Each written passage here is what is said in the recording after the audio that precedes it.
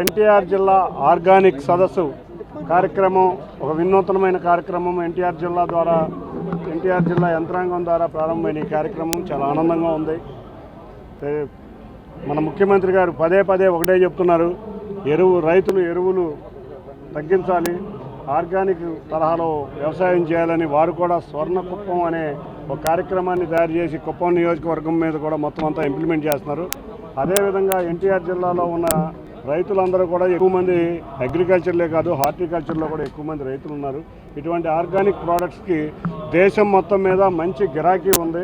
వీళ్ళకి గనక చక్కటి అలవాటు చేస్తే, ఆర్గానిక్ ఫార్మింగ్ కనుక అలవాటు చేస్తే ఈ వ్యవసాయ ఉత్పత్తులు దేశం మొత్తం కూడా అమ్ముకునే అవకాశం వీళ్ళకి కల్పిస్తారు. కాబట్టి ఇవాళ ఎన్టీఆర్ జిల్లా యంత్రాంగం, ఆంధ్రప్రదేశ్ ప్రభుత్వం, అగ్రికల్చర్ డిపార్ట్మెంట్, అంతేకాకుండా మేము కూడా విజయవాడ వైబ్రెంట్ సొసైటీ, అన్నిటికన్నా ముఖ్యంగా శ్రేయస్ మీడియా అందరం కలిసి ఈ కార్యక్రమాన్ని ఇవాళ ఒక ఆరంభ కార్యక్రమం మాత్రమే.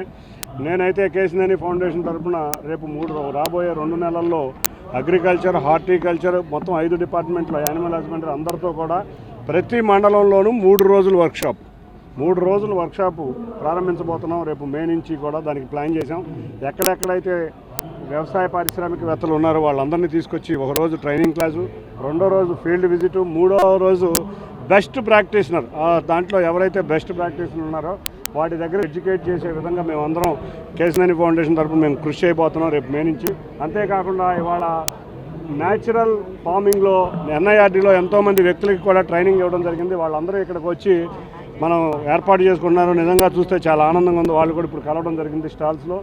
మొత్తం 1200 మందిని మేము వివిధ రకాల ఉత్పత్తుల మీద చేస్తే దీంట్లో 150 మందిని ఓన్లీ ఆర్గానిక్ ఫార్మింగ్ మీద చేశాం. తప్పకుండా ఆర్గానిక్ ఫార్మింగ్ పెంచే విధంగా కృషి చేస్తామని తెలియజేసుకుంటూ, గౌరవ ముఖ్యమంత్రి వర్యులు ఈ కృషిలో ఆంధ్రప్రదేశ్ ఆర్గానిక్ వ్యవసాయంలో, అంతేకాకుండా హార్టికల్చర్లో రాయలసీమ ముందుండాలని, ఆంధ్రప్రదేశ్ అంతా కూడా చక్కటి వ్యవసాయ ఉత్పత్తులు, చక్కటి మార్కెటింగ్ అవకాశాలు ఉండే విధంగా కృషి చేస్తామని తెలియజేసుకుంటూ అందరికీ ధన్యవాదాలు. Thank you.